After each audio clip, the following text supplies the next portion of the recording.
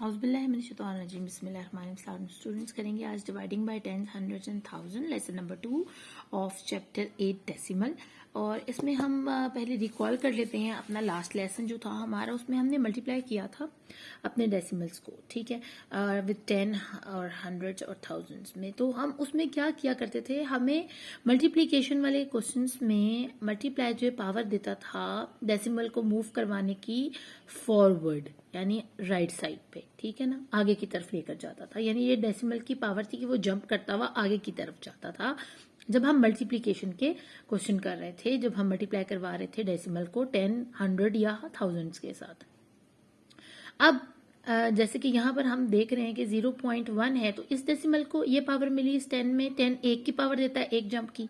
100 जो है 2 जंप्स की पावर दे देता है, ठीक है। अब यहाँ 100 लिख देते हैं। तो आप ये देखें, यहाँ से जब उसको एक जंप की पावर मिली तो उसके पास क्या रह गया, ओनली 1 रह गया। हम यहाँ लिख देंगे 1, ठीक है। इसी तरह जब वो उसको 100 की पावर मिलती तो वो 2 जंप्स करवा के आगे को चला जाता था। तो हमारे पास उस हिसाब से उसके आंसर्स आते थे। अब हम क्या करेंगे कि अब जो हम क्वेश्चन करने जा रहे हैं वो है रिलेटेड टू डिवीजन, और हम डिवाइड करने जा रहे हैं। और डिवाइड में जैसे कि हमारे पास है 1 0 अगेन डिवाइड बाय 10, इसी वाले क्वेश्चन को अगर हम देखें तो अब डेसिमल की पावर तो वही है कि वो एक जंप की ही पावर दे रहा है, 1 जंप पावर दे रहा है, लेकिन दे कहाँ रहा है, टूवर्ड्स लेफ्ट, यानी आप लेफ्ट में जाएंगे। बस इसका इतना सा ट्रिक है, बच्चे अच्छे से ज़हन नशीन करें। पेरेंट्स जो देखते हैं मेरी वीडियोस वो बच्चों को एक बार फिर क्लियर करवाएं। अदरवाइज मैं कोशिश करती हूँ कि कोई ऐसा ट्रिक बच्चों को बता दूं कि उनके जहन में बैठ जाए और फिर उनको मुश्किल ना हो उन क्वेश्चंस को सॉल्व करने में। तो मल्टीप्लीकेशन के जब भी हम डेसिमल को पावर देंगे, अगर 10 है तो एक पावर मिलेगी जंप करने की टूवर्ड्स राइट, जिस हाथ में आपने पेंसिल पकड़ी होती है राइट साइड पे वो जंप करेगा डेसिमल।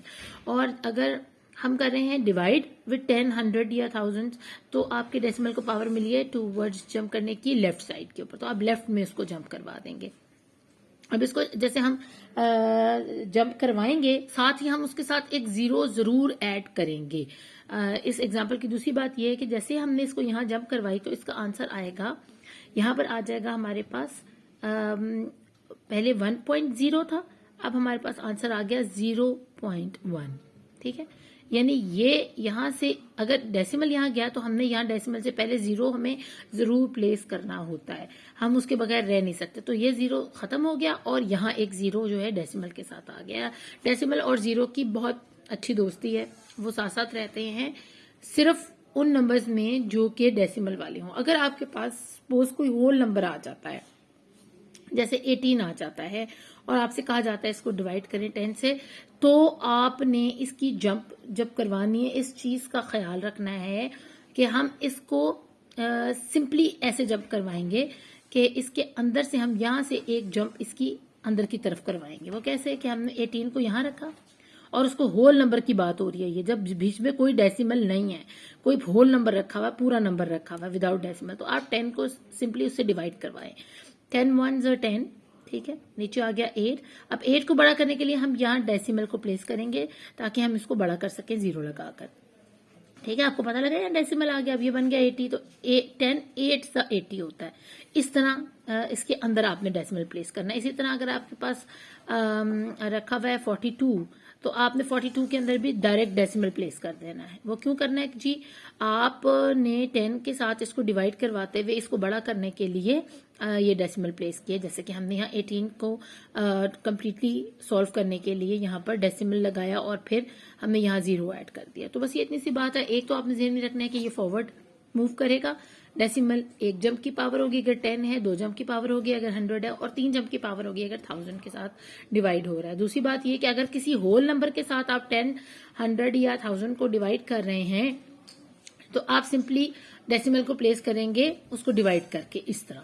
तो स्टार्ट करते हैं अपना क्वेश्चन नंबर 3। यहाँ क्वेश्चन नंबर 3 में हमारे पास है 0.9 डिवाइडेड बाय 10। इसको आपने क्या करना है, आपके पास 10 है, एक जंप की पावर है और सिर्फ आप लेफ्ट साइड पर मूव कर सकते हैं।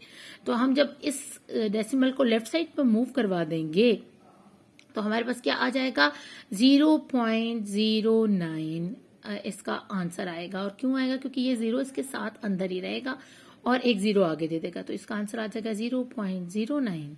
ठीक है, अब हम आगे चलते हैं।